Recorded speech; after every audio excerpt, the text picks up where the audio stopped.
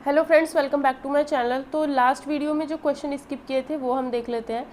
147 F X equals to X 1 minus X. X तब आता है जब रैशनल नंबर है एक्स की वैल्यू, 1 माइनस एक्स तब आता है जब एक्स की वैल्यू जो है इर्रेशनल नंबर है।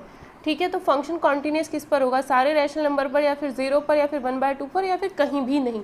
तो इस क्वेश्चन को हम कैसे करेंगे, देखो कि जब हमारा जो फंक्शन है वो x है, अगर रैशनल नंबर यूज़ करें मतलब p/q की फॉर्म का, जैसे 1/2, 1/3, 1/4, ठीक है, इस टाइप के नंबर 2/3, और इर्रेशनल नंबर जैसे 1.732, ठीक है, इर्रेशनल नंबर √2, √3, तो ये फंक्शन यूज़ करना है। ठीक है, तो क्या है कि अगर हम दोनों फंक्शंस को देखें तो हम क्या करते हैं, f1/2 की वैल्यू निकालते हैं। हम 1/2 पे चेक करके देखते हैं, क्योंकि ऑप्शन में 1/2 दे रखा है, और किसी ने अगर ये बीएससी वगैरह में पढ़ा भी होगा ना, बीएससी में या फिर अपने 12th वगैरह में पढ़ा भी होगा, तो वो एकदम से इसको क्वेश्चन को कर पाएगा।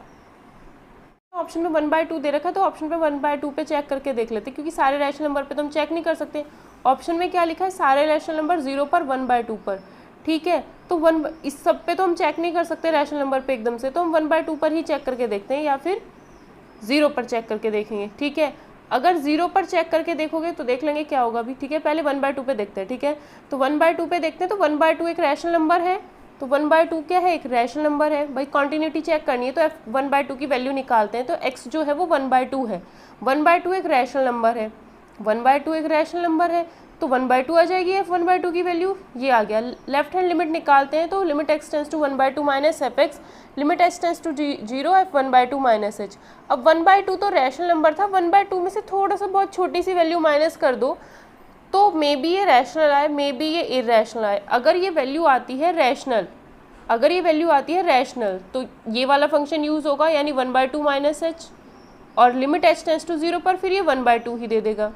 और अगर 1/2 माइनस h आता है इर्रेशनल, क्योंकि 1/2 में से बहुत छोटी सी वैल्यू माइनस करनी है, तो हमें नहीं पता ना कि वो रैशनल आएगा इर्रेशनल। अगर रैशनल आता है तो ये वाला फंक्शन, इर्रेशनल आता है तो ये वाला फंक्शन, तो इर्रेशनल आता है तो ये वाला फंक्शन यूज़ करेंगे। h टेंस टू 0 इसमें अप्लाई कर दो, तो सॉल्व करने के बाद ये भी 1/2 आता है। तो हम कह सकते हैं क्या कि लेफ्ट हैंड लिमिट चाहे ये यूज़ करो चाहे ये यूज़ करो, दोनों में से कोई सा भी फंक्शन यूज़ करो, क्या आता है 1/2 ही। इसी तरीके से जब हम राइट हैंड लिमिट निकालेंगे तो limit x tends to 1/2 plus F X, या फिर h tends to 0 1/2 plus h लिखा जाता है। तो 1/2 प्लस h भी हमको नहीं पता होगा, जब 1/2 में बहुत छोटी सी वैल्यू ऐड करेंगे कि वो रैशनल होगा या इरेशनल। अगर रैशनल होता है तो ये वाला फंक्शन यूज़ करेंगे, तो अगर रैशनल है 1/2 प्लस h, तो limit h tends to 0 1/2 plus h, 1/2 आएगा आंसर इसका, अगर रैशनल है तो। ठीक है, यहाँ पर रैशनल लिखा हुआ है। और अगर 1/2 प्लस h इर्रेशनल है तो 1 minus 1/2 plus h, 1 minus 1/2 plus h, इस चीज़ को सॉल्व करोगे तो क्या आ जाएगा, 1/2 माइनस h टेंस टू 0 पर 1/2 ही मिलेगा, अगेन 1/2 ही मिल जाना है। ठीक है, तो यहाँ पर हम देखते हैं कि f1/2 की वैल्यू भी, लेफ्ट हैंड लिमिट भी, राइट हैंड लिमिट भी, चाहे फंक्शन रैशनल हो इर्रेशनल हो, कुछ भी यूज़ करो, तो जो इसकी वैल्यू आ रही है 1/2 ही आ रही है। मतलब ये तीनों बराबर है, ये तीनों बराबर, तो फंक्शन क्या हो गया 1/2 पर कॉन्टीन्यूस। तो हम कह सकते हैं क्या कि फंक्शन जो हो गया वो क्या हो गया 1/2 पर कॉन्टीन्यूस हो गया। 0 पर तो नहीं बोल सकते, क्योंकि 1/2 पर है, तो सिर्फ 1/2 वाला ही ऑप्शन चूज़ करेंगे, तो सी ऑप्शन आंसर सही हो जाएगा। ठीक है, अगर हम किसी और नंबर पर चेक करें, जैसे इसमें 0 के लिए पूछ रखा है, तो मान लो हम 0 पर ही चेक करो या किसी भी नंबर पर चेक कर लो, तो अगर हम 0 पर चेक करते हैं तो 0, तो f0 क्या आएगा, क्योंकि 0 को हम रैशनल नंबर में काउंट करेंगे, 0 इरेशनल तो होता नहीं है। 0/1 लिख सकते हो, तो वो रैशनल की फॉर्म में चेंज कर सकते हो, तो 0/1, तो अगर 0 रैशनल नंबर है तो फंक्शन 0 होगा, यानी f0 की वैल्यू तो 0 आएगी। ठीक है, अब लेफ्ट हैंड लिमिट निकालते हैं। अगर लेफ्ट हैंड लिमिट निकालते हैं तो limit x tends to 0 minus F X, limit h tends to 0 f0 minus h, limit h tends to 0 a minus h, ये आएगा। ठीक है, 0 माइनस h आएगा। अब 0 में से बहुत छोटी सी वैल्यू अगर माइनस करते हो तो वो क्या होगी, may be rational may be irrational. तो अगर हम उसको रैशनल लेते हैं, 0 माइनस h अगर रैशनल है तो 0 माइनस h अगर रैशनल है तो 0 माइनस h आएगा। तब हम क्या लिखेंगे यहाँ पर 0 माइनस h, और उसमें लिमिट h टेंस टू 0, अगर वो रैशनल है तो तब ये क्या आ जाएगा 0 ही आ जाएगा। ठीक है, और अगर इर्रेशनल है 0 माइनस h तो क्या करेंगे, अगर इर्रेशनल है 0 माइनस h तो ये वाली वैल्यू लेंगे, अगर इर्रेशनल है तो 1 minus 0 minus h function use करेंगे। तो ये सॉल्व करने के बाद 0 माइनस h, ये क्या आएगा 1 माइनस एच और लिमिट h टेंस टू 0, तो ये 1 आ जाएगा। तो हम कह सकते हैं कि फंक्शन की जो लिमिट है, लेफ्ट हैंड लिमिट जो हम इसकी निकाल रहे हैं, वो एक पॉइंट पर फंक्शन की लिमिट जो होती है हमेशा यूनिक होनी चाहिए। अब फंक्शन की जो हम लिमिट निकाल रहे हैं, लेफ्ट हैंड लिमिट जो निकाल रहे हैं, अगर वो रैशनल नंबर है, अब 0 माइनस एच या तो इररेशनल होगा या फिर रैशनल होगा, तो एक ही चीज़। अगर वो रैशनल है तो यहाँ पर क्या आ रही है, लिमिट 0 आ रही थी, ठीक। और अगर 0 माइनस एच जो है वो इररेशनल है तो 1 आ रहा है। तो यहीं पर देख लो कि x रैशनल है या इररेशनल है, तो लेफ्ट हैंड लिमिट ही एक नहीं आ रही है भाई, लेफ्ट हैंड लिमिट ही एक वैल्यू नहीं मिल रही है। तो हम क्या कह सकते हैं कि जब उसकी लेफ्ट हैंड लिमिट ही हमें यूनिक नहीं मिल रही है, तो राइट हैंड लिमिट से उम्मीद करने की क्या वो है, कुछ भी नहीं। तो जब लेफ्ट हैंड लिमिट ही हमें एक नहीं मिल रही है, तो राइट हैंड लिमिट से तो कोई उम्मीद हम कर ही नहीं सकते हैं, ठीक है। तो यानी 0 पर अगर हम इसको चेक करते हैं तो लेफ्ट हैंड लिमिट ही उसकी एग्जिस्ट नहीं हो पा रही है, 0 आ रही है या 1 आ रही है। तो हम क्या कह सकते हैं कि जो फंक्शन है उसकी कॉन्टिन्यूटी के बारे में तो आगे हम बात करेंगे ही नहीं, ठीक है, क्योंकि लेफ्ट हैंड लिमिट ही उसकी एग्जिस्ट नहीं है। तो 0 पर क्या होगा, वो कॉन्टिन्यूस नहीं होगा। फिर ऑल रैशनल नंबर पर अगर आप 1 पर भी इसको इसी तरीके से चेक करो जैसे हमने 0 पर चेक किया, तो उस पर भी कॉन्टिन्यूस होने का मतलब ही नहीं, 0 भी तो एक रैशनल नंबर ही है, पी अपॉन क्यू की फॉर्म में लिख सकते हो 0/1, ठीक है, या 0/2 आएगा तो 0 ही। तो सिर्फ इसका आंसर सी ऑप्शन यानी 1/2 हो जाएगा, 1/2 पर कॉन्टिन्यूस। नेक्स्ट क्वेश्चन 150 देखते हैं। कभी कभी ऐसा होता है ना कि हम क्वेश्चन करते हैं और वो हमसे हो नहीं पाता उस टाइम पे, ठीक है। तो फिर मैं क्या करती हूँ, उसे उस टाइम के लिए छोड़ देती हूँ। फिर जब बाद में उसे बिल्कुल शांत दिमाग से करने बैठती हूँ तब वो आराम से हो जाता है। तो ये चीज़ आप लोग भी फॉलो कर सकते हो। अगर कोई क्वेश्चन नहीं हो रहा है एक टाइम पे, तो उसको ज़िद करके मत बैठना, थोड़ी देर के लिए उसे छोड़ दो, या फिर नेक्स्ट डे उसे ट्राई करो, या 1 घंटे बाद उसे ट्राई करो, ठीक है। तो वो हो जाता है दोबारा ट्राई करने पे, ठीक है। कभी कभी हो जाते हैं, सबके साथ होती हैं चीज़ें। नेक्स्ट क्वेश्चन देखते हैं। एफ एक्स इक्वल्स टू ये दे रखा है, कल मेरे दिमाग में नहीं आ रहा था कि मैं इसको कैसे करूँ, ये सबके साथ होती हैं चीज़ें, ठीक है। मुझे नहीं समझ आया तो फिर मैंने क्या किया, कल मैंने इसको तभी स्किप कर दिया था, इसी वजह से मैंने कैसे बाद में देखूंगी, पहले मैं इसको करती नहीं हूँ अभी, तो मैंने इसको स्किप कर दिया। अब देखते हैं इसे हम कैसे करेंगे। भाई पहली बात तो फंक्शन हमें F X equals to mod X minus 1 दे रखा है, ठीक है। सबसे पहला काम तो है जो मॉड एक्स है वो क्या हो सकता है, x लेस देन 0 पर इस मॉड x की वैल्यू माइनस एक्स हो सकती है, x ग्रेटर देन 0 पर इस मॉड x की वैल्यू प्लस x हो सकती है। तो ये दो फंक्शन बन गए x less than 0, x greater than equal to 0 के लिए। अब जब मोड में कोई फंक्शन होता था तो इस चीज़ को भाई ये माइनस एक्स तो बाहर आके प्लस एक्स ही हो जाना है, इसका मतलब क्या है मॉड x प्लस 1, तो इसे आप ऐसे भी लिख सकते हो। दूसरी बात ये हुई कि इस जब मॉड में फंक्शन होते थे वहाँ पर हम नंबर ऑफ पॉइंट्स निकालते थे बीच में से। कैसे भाई, मॉड के अंदर जो भी वैल्यू है ये इसको 0 रखोगे तो x की वैल्यू -1 मिलेगी, इस चीज़ को 0 रखोगे x की वैल्यू 1 मिलेगी, और x की वैल्यू 0 पर हम ऑलरेडी इसको तोड़ ही चुके हैं। तो हमारे पास 3 पॉइंट मिल गए, -1, 1 और 0। अब एक नंबर लाइन बना लो, -1, 0 और 1। अब यहाँ पर देखो -1 से छोटी वैल्यू, अगर x की वैल्यू -1 से छोटी है तो मोड भूल जाओ कि मोड कुछ है। अब मेरे पास ये है x प्लस 1, इस चीज़ को ऐसे लिख सकते हो, कोई दिक्कत नहीं है। एक तो है x प्लस 1, एक है x माइनस 1। -1 से छोटी वैल्यू अगर इसमें रखते हो तो क्या होगा, अब -1 से छोटी रखोगे तो दैट मीन्स x से छोटी होगी, 0 से छोटी होगी। जो वैल्यू -1 से छोटी है वो 0 से भी तो छोटी ही है, तो -1 से छोटी है तो इसकी तो बात हम कर ही नहीं सकते, मतलब इसकी बात करेंगे। इसके लिए फंक्शन ये यूज़ हुआ है, ये मतलब ये, यानी ये x प्लस 1। -1 से छोटी वैल्यू अगर रखते हो, -2, -3 कुछ भी रखते हो तो ये चीज़ नेगेटिव मिलेगी। दैट मीन्स x प्लस 1 की जो वैल्यू है वो नेगेटिव है। कब, जब x की वैल्यू -1 से छोटी होगी। तो ये ब्रेक हो गया, x की वैल्यू लेस देन -1 करते हो तो x प्लस 1 आएगा नेगेटिव, ठीक है। अब -1 से 0 के बीच की वैल्यू, -1 से 0 के बीच की वैल्यू करते हो तो वो भी 0 से छोटी है, मतलब 0 से छोटा, यानी ये वाला फंक्शन, यानी ये वाला फंक्शन, यानी x प्लस 1। तो -1 से 0 के बीच की कोई भी वैल्यू रख लो, -0.5 रखो, -0.5 रखते हो तो ये कैसा आता है, पॉजिटिव आ रहा है, तो यानी ये चीज़ पॉजिटिव आएगी। जब -1 से 0 के बीच की x की वैल्यू होगी तो ये चीज़ पॉजिटिव यानी x प्लस 1 होगा। अब 0 से 1 जो है 0 से बड़ी वैल्यू, 0 से 1 के बीच की कोई भी वैल्यू रखोगे तो 0 से बड़ा ही मिलेगा। अब 0 से बड़ा यानी कि ये वाली चीज़, यानी ये वाला फंक्शन। तो यहाँ पर 0 से बड़ी कोई भी वैल्यू रखो x माइनस 1 में, मोड के अंदर नहीं रखते, फिर तो पॉजिटिव ही निकल के आता है, x माइनस 1 को चेक करना होता है। तो 0 से बड़ी वैल्यू रखोगे, ये क्या आएगा, पॉजिटिव आए। 0 से बड़ी वैल्यू रखोगे 2, 3, 4, तो ये क्या आता है, सॉरी 0 से बड़ी रखनी है, 1 से छोटी रखनी है, 0 से 1 के बीच की रखनी है, यानी 1/2 1/3 कुछ भी रख लो। तो 1/2 रखोगे तो नेगेटिव मिलेगा, दैट मीन्स ये चीज़ जो है 0 से 1 के बीच में नेगेटिव है। ठीक है, यही यूज़ करना है। ये तो पता ही चल गया कि 0 से बड़े के लिए हम ये वाला यूज़ करेंगे, 0 से छोटे के लिए हम ये वाला यूज़ करेंगे। और ये छोटे छोटे इंटरवल और बने थे तो इनके लिए अलग अलग चेक करें। 1 से बड़ी वैल्यू रखनी है, 1 से बड़ी मतलब 0 से बड़ा यानी ये वाला फंक्शन यानी x-1 को देखते हैं। 1 से बड़ी 2 3 4 कुछ भी रखो पॉजिटिव, तो x ग्रेटर देन 1 पर x-1 ही रहेगा फंक्शन। अब ये 4 चीज़ें हमारे पास बन गई। उसने तो इकट्ठा एक फंक्शन बना दिया, हमने उसके 4 फंक्शन बनाए अलग अलग कि -1 से छोटे पर अलग है, -1 से 0 के बीच में अलग ग्राफ बनेगा, 0 से 1 के बीच में अलग ग्राफ बनेगा, 1 से इन्फिनिटी के बीच में अलग ग्राफ बनेगा। अब इस क्वेश्चन को देखते हैं कि इसके ग्राफ किस तरीके से बनेंगे। ठीक है, तो देखो ज़रा, यही करूँगी कि जो f(x) है हमारा, उसकी वैल्यू -x+1 है जब हम x <-1 रखते हैं, और इसी की वैल्यू x+1 है जब -1 x <0, ये है कंडीशन x की, और इसी की वैल्यू -x+1 हो जाएगी, -x+1। भाई इसको -x+1 लिख सकते हो जब 0 x <1 है, जब x ग्रेटर देन 1 है तब क्या है x-1। अब इसका ग्राफ बना के देखते हैं। ग्राफ मतलब y इक्वल टू मान लो इसको, क्या दिक्कत है। ठीक है, तो ग्राफ बनाते हैं हम इसका ऐसे करके। ठीक है, तो जब y इक्वल टू -x-1 है, भाई y इक्वल टू क्या है -x-1, तो x की वैल्यू 0 रखोगे, y की वैल्यू -1 मिलेगी, y की वैल्यू -1 यहाँ हो गई।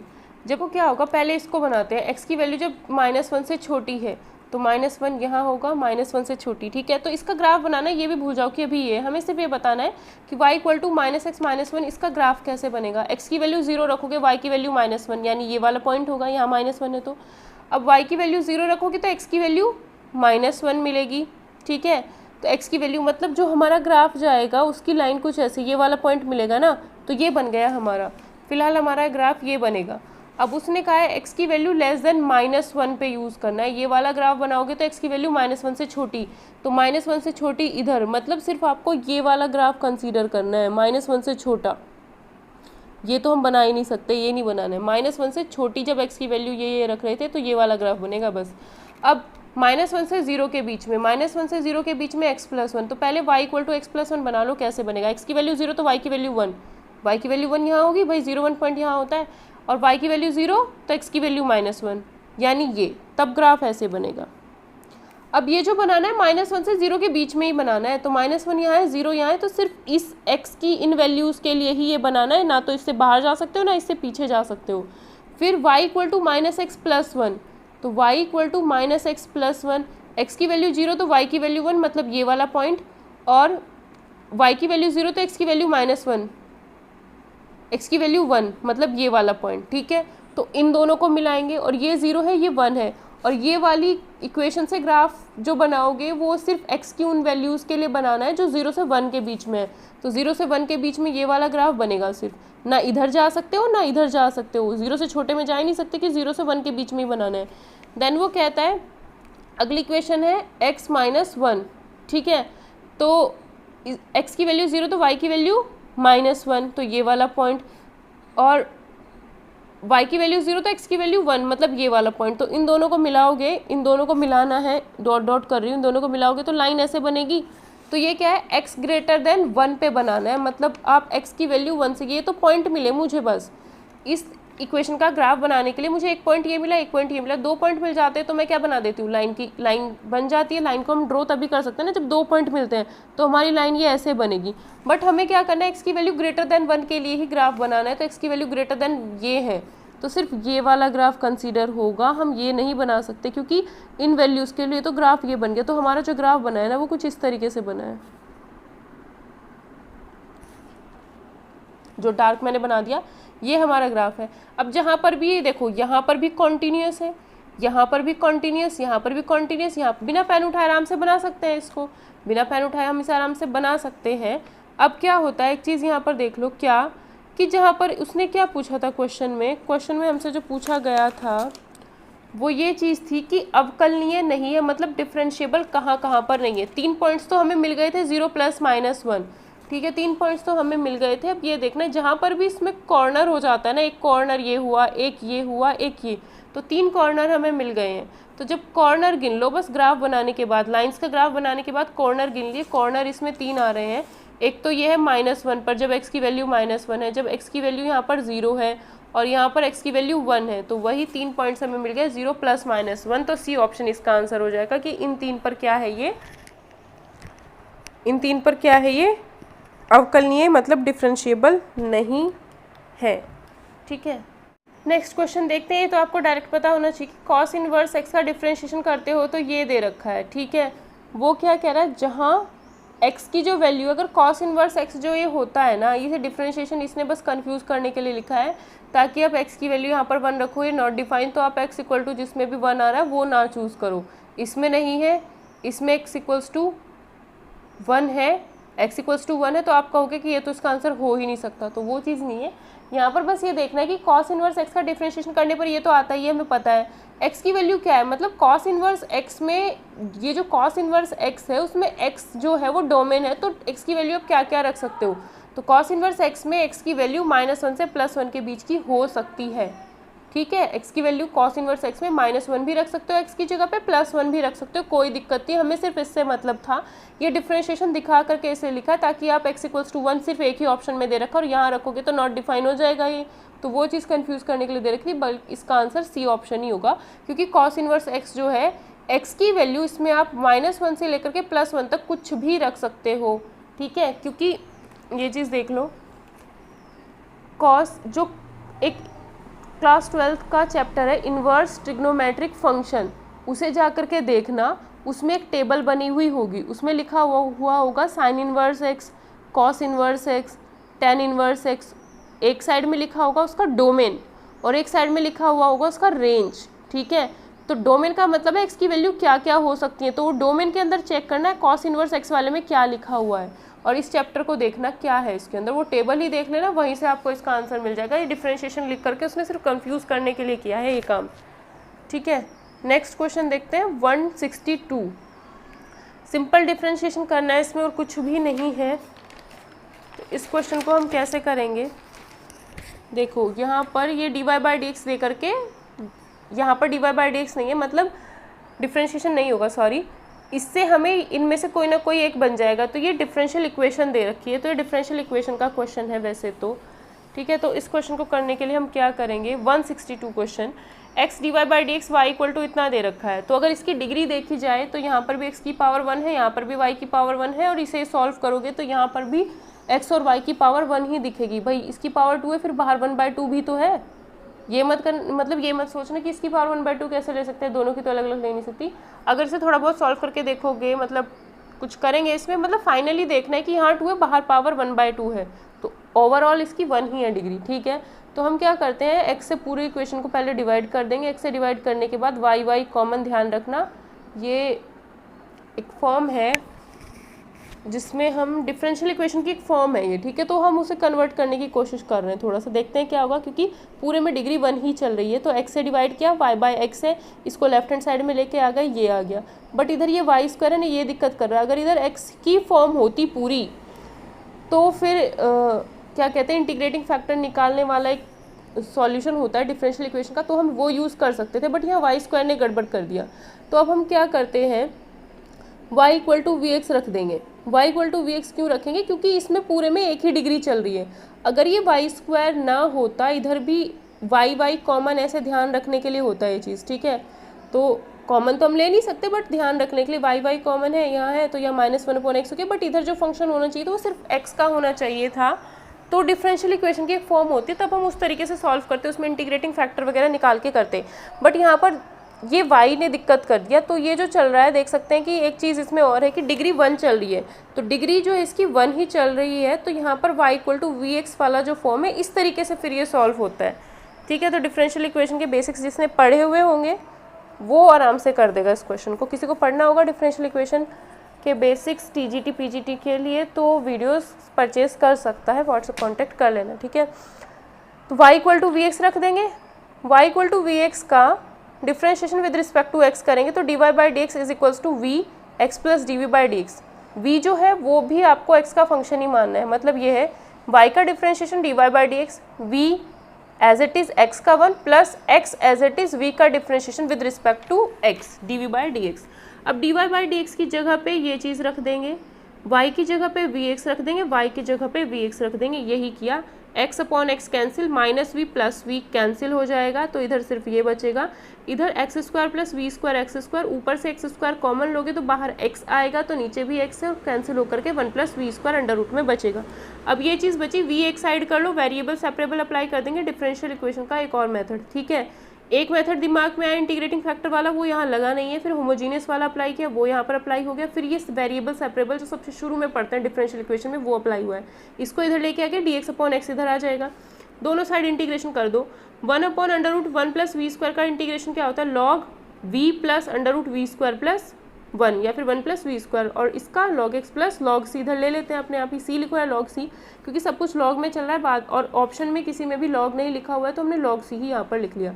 अभी लॉग एक्स इधर लेके आ जाओ तो ये माइनस हो जाएगा, इक्वल टू में लॉग सी, तो लॉग ए माइनस लॉग बी, लॉग ए अपॉन बी, वाई की वी की वैल्यू क्या है, v की वैल्यू y अपॉन एक्स, क्योंकि वापस y और x में भी तो कन्वर्ट करना है, क्वेश्चन दिया y x में था, तो y v की जगह पे y अपॉन एक्स, v की जगह पे v स्क्वायर की जगह y square upon x square की इंटू इसमें होगी, तो under root x square plus y square हो जाएगा, और ये अंडर रूट में एक्स स्क्वायर नीचे भी है तो ये x हो जाएगा, तो दिस अपॉन भी x है और y अपॉन भी क्या था, यहाँ पर x नहीं लिखेंगे, ठीक है, तो इसके अपॉन में भी x था तो y plus under root x square plus y square आ जाएगा।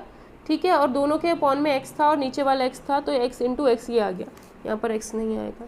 ठीक है, अब क्या करेंगे, y plus under root 1 plus y square upon में एक्स स्क्वायर आ गया, और इधर लॉग सी चल रहा था, दोनों साइड से लॉग हटा, तो y plus under root 1 plus y square upon x square equal to c, या फिर y plus under root 1 plus y square equal to c x square, y plus under root sorry ये x square plus y square था ना, ये साथ में ऐसे चल रहा है, तो ये क्या हो जाएगा, y plus under root x square plus y square equal to में सी स्क्वायर, बी ऑप्शन इसका आंसर हो जाएगा। मन करे डिफरेंशियल इक्वेशन पढ़ने का पढ़ सकता है, रिकॉर्डेड वीडियोस अवेलेबल हैं उसकी। ठीक है, तो क्वेश्चन नंबर चाहे टीजीटी के लिए चाहे पीजीटी के लिए किसी के लिए पढ़ लेना, कोई दिक्कत नहीं है। Limit n tends to infinity, summation r equal to 1 to n 1 upon n e की पावर r बाय n को x लिखते हैं, 1 बाय n को dx लिखते हैं, इसको 0 to 1 में कन्वर्ट कर देते हैं, कुछ भी नहीं करना है, तो यहाँ पर क्या हो जाएगा, ये 1 बाय n 0 to 1 e की पावर x dx, e की पावर x का इंटीग्रेशन यही होता है, 0 to 1 लिमिट डालनी है, e की पावर 1 माइनस e की पावर 0 यानी e माइनस 1 आ जाएगा। इसको मैंने कुछ समझाया नहीं क्योंकि आसान सा क्वेश्चन है, बी ऑप्शन आंसर इसका हो जाएगा।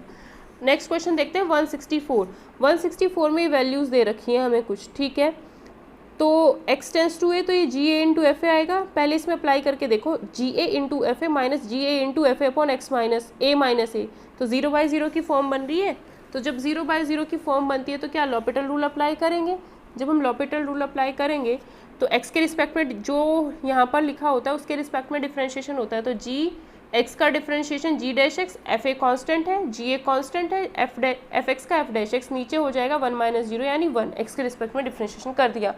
अब जी डैश, अब x tends to a apply कर दो, इसमें कोई दिक्कत थोड़ी ना है, तो जी डैश है एफ डैश है ये दोनों भी a में आ गए।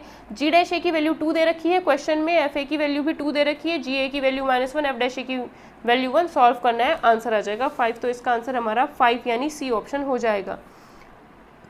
नेक्स्ट क्वेश्चन है 165, इसमें कहा है कि y equal to under root x plus under root x plus under root x ऐसे दे रखा है, तो इसको हम क्या करते हैं, यहाँ पर आप एक चीज़ नोट कर सकते हो क्या, कि y इक्वल टू ये चीज़ दे रखी है, ठीक, under root x plus under root x plus under root x, अगर मैं ये चीज़ भूल जाऊँ यहाँ से तो अब भी तो वही है, under root x plus under root x plus under root x infinity तक, तो क्या करते हैं, ये वाली जो चीज़ है ये y ही तो है भाई, चाहे यहाँ से देख लो चाहे इस चीज़ को देख लो, ये y ही तो है, तो इसकी जगह पे मैंने y लिख दिया, तो ये y आ गया, under root x plus under root x plus under root x. ठीक, यहाँ से स्टार्ट कर दो, under root x plus under root x plus under root x, जब इनफाइनाइट टर्म्स होती है तो एक आध टर्म से कोई दिक्कत होती नहीं है, ठीक है, एक दो को छोड़ देते हैं, कोई प्रॉब्लम नहीं होती, तो इस चीज़ को y लिख दिया। ठीक, स्क्वायर किया दोनों साइड में, अब डिफ्रेंशिएशन कर दो, 2y y dash 1 plus y dash, इस y डैश को इधर ले गए तो यहाँ से y डैश कॉमन ले लिया, 2y minus 1 1 upon 2y minus 1 answer आ जाएगा, तो इसका आंसर आ जाएगा D option 1 upon 2y minus 1।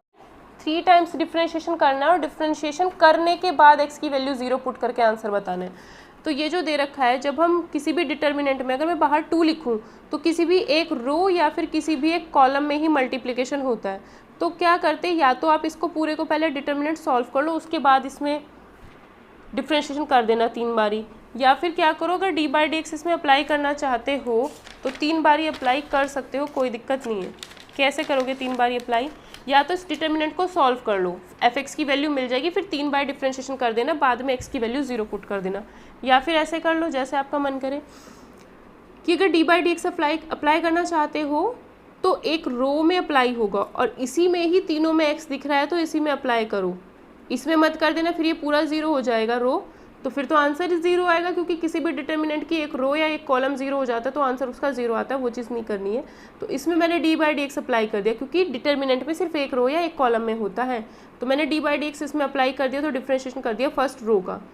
ठीक है, फिर से दोबारा डिफ्रेंशिएशन कर दो इसका, क्योंकि मुझे 3 बार अप्लाई करना है, तो इसका दोबारा कर दिया डिफ्रेंशिएशन, फिर एक और बार कर दो, क्योंकि मुझे 3 बार करना था तो अब 3 बार हो चुका है।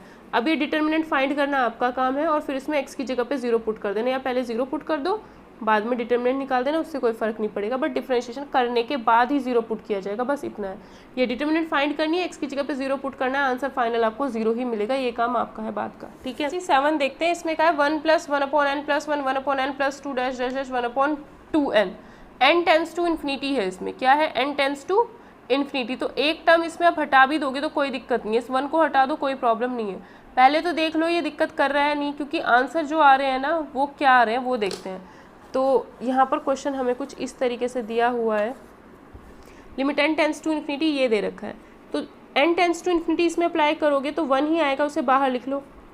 ठीक है, तो देखो पहले तो मैंने क्या किया, 2n को पहले स्टेप में सिर्फ 2n को n+n लिखा, n टेंस टू इन्फिनिटी करेंगे तो 1 आएगा, तो 1 + n टेंस टू इन्फिनिटी इसमें अप्लाई किया, तो ये अब यहाँ पर कह सकते हैं हम क्या कि n+1 n+2 n+n तक जा रहा है, तो 1 2 से लेकर के n तक जा रहा है, तो 1 2 3 जो चीज़ चेंज हो रही है उसको मैंने r लिख दिया, 1/n+r हो गया। Limit n tends to infinity summation r = 1/1 से n तक 1/n+r, फिर n से ऊपर नीचे डिवाइड कर दो तो ये 1/n, क्योंकि मुझे dx में बदलना है ना इसको, और नीचे r/n इसको x में बदल देंगे, तो इस चीज़ को क्या लिख सकते हैं 0 to 1, क्योंकि 1 से n जा रहा है, इसको dx इसको x, तो इसका इंटीग्रेशन करना है log 1 + x, 0 to 1 limit apply करोगे log 2 आएगा। अब ये 1 + 1+ शुरू में चल रहा था, ठीक है, तो log 2 में +1 कर दो तो 1 + log 2 आंसर आएगा, और 1 + log 2 अगर देखते हो तो ऑप्शन में कहीं नहीं है, ऑप्शन में 1 + log 2 है ही नहीं, तो इसी वजह से मैं कह रही थी कि यहाँ पर जब n टेंस टू इन्फिनिटी है, ठीक है, तो इस चीज़ को आप नेगलेक्ट कर सकते हो। जब बहुत सारी टर्म्स होती है तो एक आध नेगलेक्ट कर दो, इनफाइनाइट टर्म्स है ना तो एक आध नेगलेक्ट कर देते हैं, कोई दिक्कत नहीं होती। ठीक है, तो इस 1 को हम नेगलेक्ट कर देंगे, तो फाइनल आंसर इसका शुरू में ही नेगलेक्ट कर दो इसको, फाइनल आंसर सिर्फ log 2 आएगा। क्वेश्चन देखते हैं, 168 में कहता है, क्वेश्चन कुछ इस तरीके से है, limit n tends to infinity n² की power 3/2 n² same n² same चल रहा है पहली स्टेप में, तो ये क्वेश्चन दे रखा है। फर्स्ट स्टेप में 2n² को हमने n² + n² लिखा, पहले स्टेप में सिर्फ इतना किया है, तो इसकी जगह पे मैंने n² + n², तो first term second term and last term ये हो गई। ठीक, अब n² सेम था तो n² लिखा, n² सेम था तो n², 1 को फिर 2², फिर लास्ट में n², तो मतलब 1 को भी 1 का स्क्वायर लिख दो, तो जो चीज़ चेंज हो रही थी उसको मैंने r² लिख दिया, क्योंकि वो स्क्वायर की फॉर्म में थी। 3/2 तो 3/2 लिख दिया।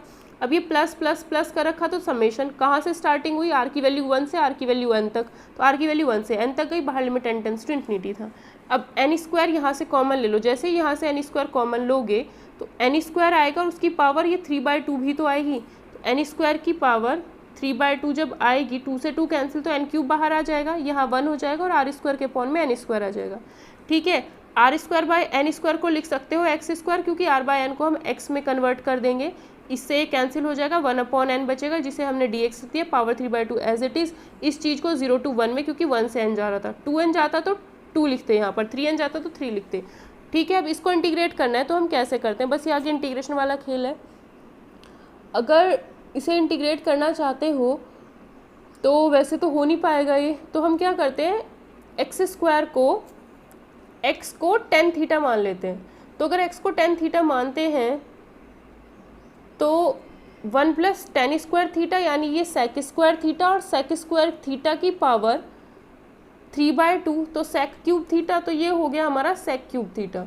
तो नीचे तो आ गया सेक की पावर 3 थीटा।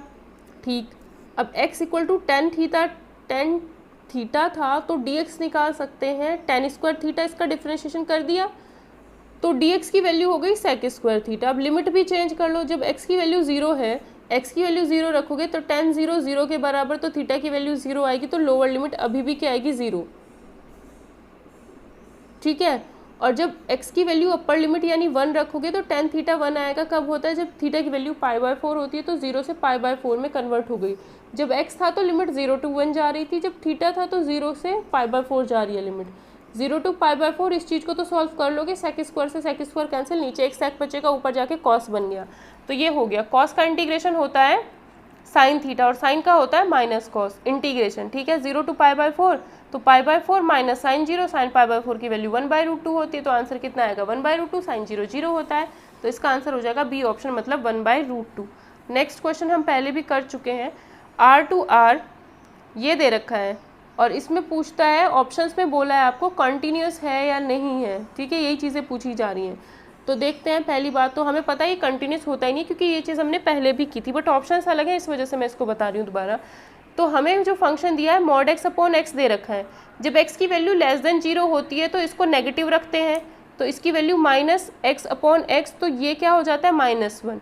जब x की वैल्यू ग्रेटर देन 0 रखोगे तो ये चीज़ +x/x 1 हो जाता है, और जब x की वैल्यू 0 है तो उसकी वैल्यू उसने खुद दे रखी है k। ठीक है, x की वैल्यू 0 है तो उसने खुद बोल रखा है k है। तो हम देख सकते हैं यहाँ पर, अगर लेफ्ट हैंड लिमिट निकालेंगे तो इतनी आएगी, राइट हैंड लिमिट निकालेंगे तो इतनी आएगी। जब लेफ्ट हैंड और राइट हैंड लिमिट बराबर ही नहीं है तो फंक्शन क्या हो गया, कंटिन्यूस होगा ही नहीं किसी भी पॉइंट पर। यहाँ पर हमने 0 की बात की है। ठीक है, नॉट कंटिन्यूस एट 0, सॉरी, देखो क्या है कि k की जो वैल्यू दी है उसने, k ही बोला है ना, तो उसको 0 का है ना कुछ और का है, तो k तो कोई भी नंबर हो सकता है, k कुछ भी हो सकता है। अगर हम 0 पर बात करें कंटिन्यूटी की, तो लेफ्ट हैंड लिमिट और राइट हैंड लिमिट जो है दोनों बराबर नहीं है। Left hand limit is not equals to right hand limit. अब 0 पर लेफ्ट हैंड लिमिट और राइट हैंड लिमिट बराबर है ही नहीं, तो 0 पर तो कंटिन्यूस होने का मतलब ही नहीं है। ठीक हो जाता है कि x इक्वल्स टू 1 की अगर बात की जाए तो फंक्शन कंटिन्यूस हो जाता है ना। वैसे भी अगर हम इसका ग्राफ बनाएं तो ग्राफ इसका कुछ इस तरीके से बनेगा, x की वैल्यू लेस देन 0 है तो -1, y की वैल्यू -1, मतलब ग्राफ ऐसे चलेगा। ठीक है, x की वैल्यू ग्रेटर देन 0 है तो ग्राफ ऐसे चलेगा, तो ये चलेगा ग्राफ। x की वैल्यू 0 है, अगर x की वैल्यू 0 है तो उसने कहा है k, अब वो k मे भी 1 हो, मे भी 2 हो, मे भी यहाँ पर हो, तो वो k वैल्यू जो है ना यहाँ पर कुछ भी हो सकती है, इस y एक्सिस पर पूरे पे कुछ भी हो सकती है x इक्वल्स टू 0 पर। ठीक है, तो अगर 1 की बात की जाए तो राइट हैंड लिमिट के कॉरस्पॉन्डिंग वैल्यू y की 1 ही मिलती है, लेफ्ट हैंड लिमिट ये 1 है, लेफ्ट हैंड लिमिट की बात करें तो यहाँ पर भी हमें 1 ही मिलता है, और x इक्वल्स टू 1 की बात करें तो y की वैल्यू यहाँ पर भी 1 मिलती है। तो 1 पर मतलब 0 पर ही प्रॉब्लम है, उसे क्या है, 0 पर ही प्रॉब्लम है। इससे आगे के किसी भी पॉइंट पर आप निकालोगे तो कॉन्टीन्यूस ही चल रहा है। और अगर इधर की छोटी वैल्यूज़ के बारे में बात करते हैं तो यहाँ पर भी कॉन्टीन्यूस ही चल रहा है। दिक्कत कहाँ है, 0 पर। 0 पर वो कुछ भी वैल्यू ले सकता है k। ठीक है, तो दिक्कत कहाँ है, 0 पर, क्योंकि 0 पर तो लेफ्ट हैंड और राइट हैंड लिमिट ही बराबर नहीं आ रही है, ये दोनों चीज़ें ही बराबर नहीं आ रही है, तो ये तो चाहे कुछ भी हो, तो 0 पर फंक्शन कॉन्टीन्यूस नहीं है, बाकी हर जगह वो कॉन्टीन्यूस। तो वो ऑप्शन देखते हैं, इसमें क्या है, f is not continuous at any point, गलत। k इक्वल टू 0 के लिए फंक्शन कॉन्टीन्यूस है, k इक्वल टू 0 के लिए तो कॉन्टीन्यूस है ही नहीं। ठीक है, k इक्वल टू 1 के लिए फंक्शन कॉन्टीन्यूस है एवरीवेयर, k इक्वल टू 1 के लिए कॉन्टीन्यूस है, function is continuous at all points except x equals to 0।